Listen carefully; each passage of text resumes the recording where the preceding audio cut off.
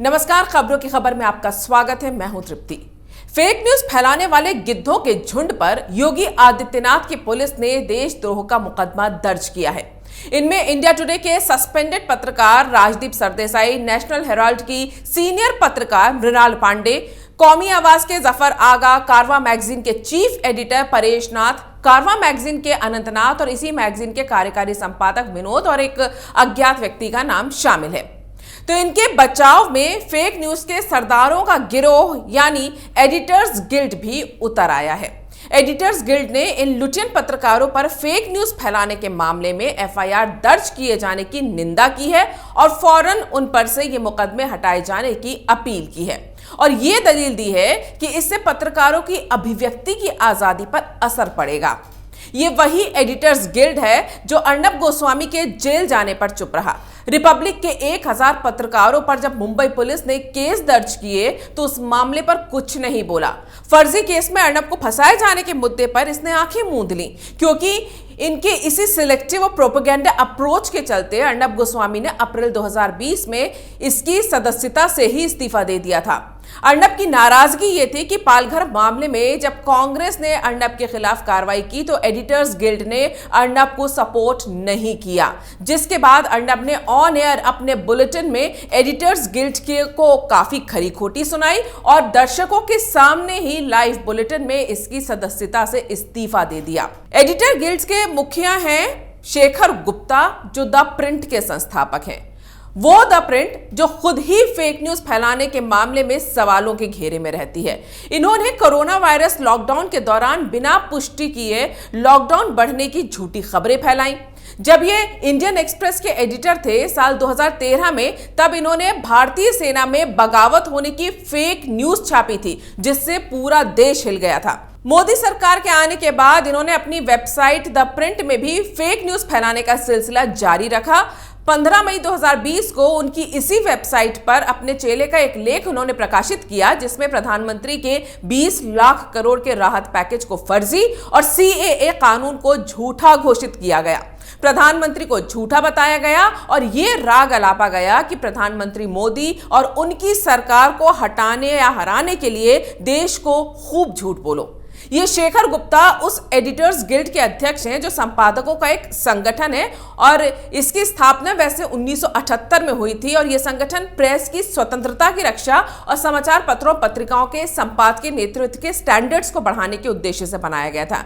लेकिन शेखर गुप्ता की अध्यक्षता में यह एडिटर्स गिल्ड अपने स्टैंडर्ड्स को कितना और कैसे बढ़ा रहा है, इसका अंदाजा आप इसी बात से लगा सकते हैं कि देश में भावनाएं भड़काने वाले ट्वीट्स करने वाले पत्रकारों की इस हरकत को ये अभिव्यक्ति की आजादी बता रहे हैं और इसे एक छोटी मोटी गलती की तरह देख रहे हैं। ये उसे गिद्धों के झुंड के सरदार बन गए हैं एक तरह से।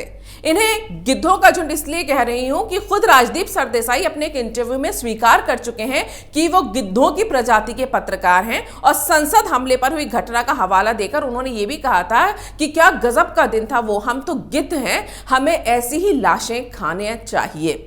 तो 26 जनवरी को जब दंगाई किसानों का जत्था देश की अस्मिता को तार तार कर रहा था, तो वो भी राजदीप जैसे गिद्धों के लिए एक गजब का दिन ही था। उनके साथ उनके कई गिद्ध मित्र यानी लुटियन और लेफ्ट पत्रकार नोचने के लिए लाशें ढूंढ रहे थे ताकि देश के इस शर्मनाक दिन की पार्टी मनाई जाए। लेकिन केंद्र सरकार और दिल्ली पुलिस शातिर निकली। उसने तो वैसे भी इन दिनों गिद्धों को भूखा मारने की जैसे कसम खा ली है। तो भूख से बोराए गिद्धों के झुंड ने फेक न्यूज फैलानी शुरू कर दी। इन्होंने ट्रैक्टर रैली के दौरान स्टंटमैन बनकर बैरिकेड तोड़ने वाले उस किसान की मौत पर झूठ फैलाना शुरू किया कि वो एक पुलिस की गोली से मारा गया किसान था, जबकि वो ट्रैक्टर पलटने से मरा था।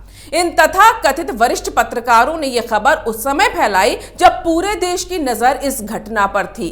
हालात बेहद संवेदनशील थे। एक तरफ किसान आंदोलनकारी बेकाबू थे तो दूसरी तरफ देश की जनता उनकी हरकतों से गुस्से में थी। वो तो शुक्र है कि इन फेक पत्रकारों की खबरों का खंडन करने वाला वीडियो सबूत के तौर पर मौजूद था और साफ साफ दिख रहा था कि पुलिस ने कोई गोली नहीं चलाई, बल्कि ट्रक पलटने के बाद उस किसान को वो बल्कि बचाने दौड़े थे। सोचिए अगर ये वीडियो सामने नहीं आता और फेक न्यूज स्पेशलिस्ट पत्रकारों की ये खबर सच मान ली जाती, तो क्या हत्थे से उखड़ चुके उपद्रवी किसान किस हद तक गुजर सकते थे इसका अंदाजा लगा सकते हैं आप। अगर किसी नौसिखिए या नए नवेले पत्रकार ने यह फेक न्यूज फैलाई होती तो भी एक बार उसको पत्रकारिता के अनुभव के आधार पर आंका जा सकता था, लेकिन ये लोग तो राजदीप सरदेसाई, मृणाल पांडे जो प्राचीन काल से पत्रकारिता के नाम पर इसके पुरोधा बने बैठे हैं, क्या उनको माफ किया जाना चाहिए? इन्होंने बिना क्रॉस चेक किए कैसे इस तरह की खबर फैलाई, जिन्हें कुछ मासूम युवा पत्रकार अपना आदर्श समझते हैं। ऐसे पत्रकार हैं ये लोग जिनके सोशल मीडिया पर लाखों फॉलोअर्स हैं। उन पर इस तरह की असंवेदनशील पत्रकारिता क्या माफी के काबिल है? यहां ध्यान देने वाली बात यह है कि जिन 7 पत्रकारों पर यह फेक न्यूज फैलाने का मुकदमा दर्ज हुआ है, ये लेफ्ट समर्थक और घोर मोदी विरोधी हैं और मोदी से नफरत की आग में ये इतने फूंक चुके हैं कि पत्रकारिता के सारे एथिक्स भाड़ में झोंक दिए हैं इन्होंने और देश की अस्मिता को भी अब दांव पे लगाने लग गए हैं। फेक न्यूज फैलाने के मामले में ये सीरियल ऑफेंडर हैं और अगर इन पर अब भी कार्रवाई नहीं होती है तो ये फिर लाशें ना मिलने पर हिंसा भड़काकर लाशें बिछाने वाली फेक न्यूज फैलाते रहेंगे। ये इंडिया टुडे के सीनियर जर्नलिस्ट राजदीप सरदेसाई की इस शर्मिंदा करने वाली हरकत से जब टीवी टुडे नेटवर्क की साख पर आंच आई तो उन्होंने उन्हें 15 दिन के लिए ऑफ एयर कर दिया और 1 महीने की सैलरी काटने की सजा सुना दी। सोचिए, इतने सीनियर पत्रकार को यह सजा सुनाई गई। हालांकि इससे राजदीप की काफी बदनामी हुई, लेकिन कुछ लोग इंसल्ट प्रूफ होते हैं और राजदीप का इतिहास बताता है कि उन्हें इस तरह से सार्वजनिक तौर पर और सोशल मीडिया पर अपमानित होने का काफी अनुभव है, लेकिन इस तरह की सजा का स्वाद उन्होंने भी शायद पहली बार चखा है। ये इसे भी कड़वा फल समझकर खाने को तैयार थे, लेकिन कुछ शुभचिंतकों ने शायद इन्हें समझाया होगा कि ये सजा आपके लिए इशारा है कि खुद ही इस्तीफा दे दो, नहीं तो बेइज्जत करके निकाल दिए जाओगे। तो खबर ये भी आ रही है कि राजदीप ने इस्तीफा दे दिया है। अब कोई ये देश के लिए शहीद तो हो नहीं रहे थे कि इन्हें नौकरी से निकाले जाने में शान महसूस होती। इन्होंने तो एक ही हफ्ते में 2 बार अपने सोशल मीडिया से फेक न्यूज फैलाने का शानदार काम किया है। किसान की मौत पर फेक न्यूज फैलाने से ठीक 1 दिन पहले राजदीप ने राष्ट्रपति रामनाथ कोविंद की उस तस्वीर को पोस्ट किया था जिसमें वो सुभाष चंद्र बोस की 125वीं जयंती पर राष्ट्रपति भवन में उनके पोर्ट्रेट का अनावरण कर रहे थे। राजदीप ने इस पोर्ट्रेट को बंगाली एक्टर प्रसन्नजीत का पोर्ट्रेट बता दिया था, जबकि सच ये था कि ये सुभाष चंद्र बोस की असली तस्वीर देखकर बनाया गया पोर्ट्रेट ही था। राजदीप ने ये ट्वीट डिलीट कर दिया और मान लिया कि उनसे गलती हो गई, लेकिन सरकार की गलती निकालने में अंधे हो चुके राजदीप के इस ट्वीट को विश्वसनीय समझकर लाखों रीट्वीट तब तक हो चुके थे। लुटियन गैंग के पत्रकार और नेताओं ने तो राजदीप के ट्वीट को सत्यवादी हरीश चंद्र का ट्वीट समझकर अपनी तुच्छ बुद्धि से निकलने वाले बेधार से व्यंग जड़ते हुए इसे सोशल मीडिया की धारा में बहाना शुरू कर दिया।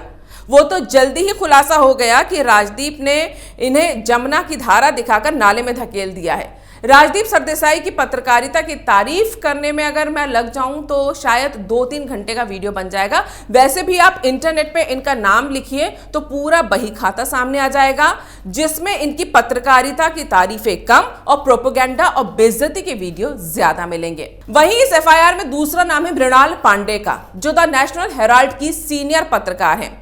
सिर्फ मोदी विरोध में फेक न्यूज फैलाने में इन्होंने अपनी पत्रकारिता की अस्मिता कई बार खोई है। मई 2020 में जब राम मंदिर का काम शुरू हो गया तब इन्होंने एक 2 साल पुराना ट्वीट करके फेक न्यूज फैलाई जिसमें लिखा था कि सुप्रीम कोर्ट ने अयोध्या विवाद में बौद्धों का दावा स्वीकार किया।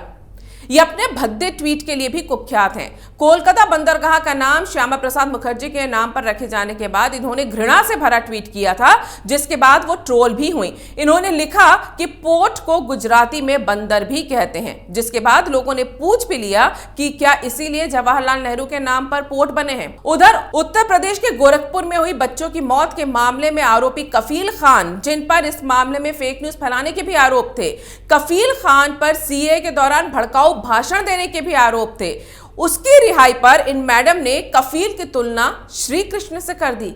इनके अलावा कारवां मैगजीन के जिन 3 पत्रकारों के खिलाफ एफआईआर दर्ज हुई है वो भी फेक न्यूज की फैक्ट्री रहे हैं।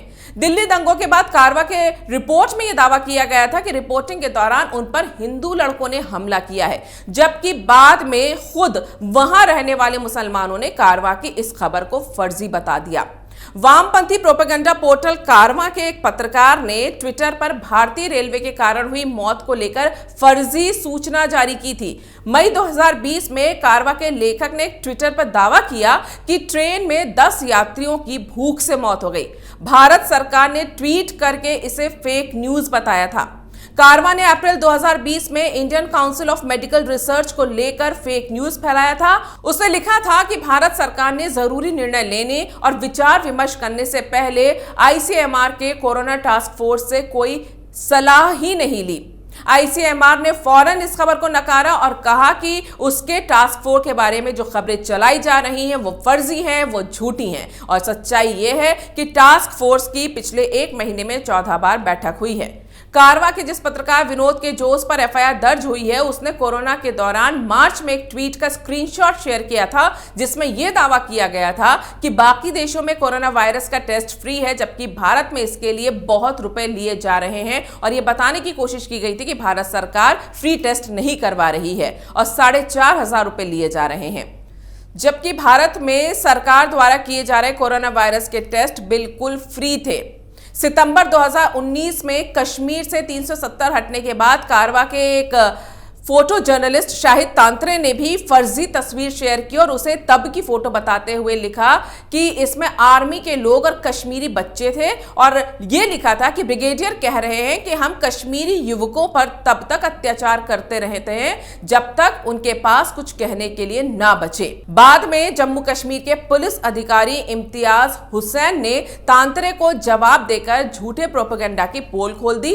उन्होंने तांत्रे के पोस्ट को शेयर करते हुए लिखा कि ये एक पुरानी तस्वीर है और एक कवि की कुछ पंक्तियों का यहां इस्तेमाल प्रोपेगेंडा फैलाने के लिहाज से हुआ है। तस्वीर में दिख रहे अधिकारी उन नाबालिग बच्चों की काउंसलिंग कर रहे हैं जो साल 2010 में पत्थरबाजी में शामिल थे। यानी 26 जनवरी को हुई घटना के बाद जिन पत्रकारों के ऊपर मुकदमा दर्ज किया गया है वो लोग फेक न्यूज फैलाने के मामले में सीरियल ऑफेंडर हैं, यानी उनका इतिहास रहा है फेक न्यूज फैलाने का। उसके बावजूद एडिटर्स गिल्ड उनके सपोर्ट में उतरा है। क्या फेक न्यूज फैलाने वाले ऐसे लोगों का एडिटर्स गिल्ड को सपोर्ट करना चाहिए, और अगर वो करते हैं तो क्या ये सही है? अगर आपको ये वीडियो पसंद आया है तो इसको लाइक करें, शेयर करें और कैपिटल टीवी को सब्सक्राइब करें। अगर आपको हमारा वीडियो पसंद आया हो तो इसे लाइक करें, हमारे चैनल को सब्सक्राइब करें और हाँ, बेल आइकन दबाना ना भूलें ताकि आप तक हमारे वीडियो की नोटिफिकेशन पहुंचती रहे। आप अपना सुझाव हमें कमेंट बॉक्स में दे सकते हैं। हमारे साथ जुड़ने के लिए शुक्रिया।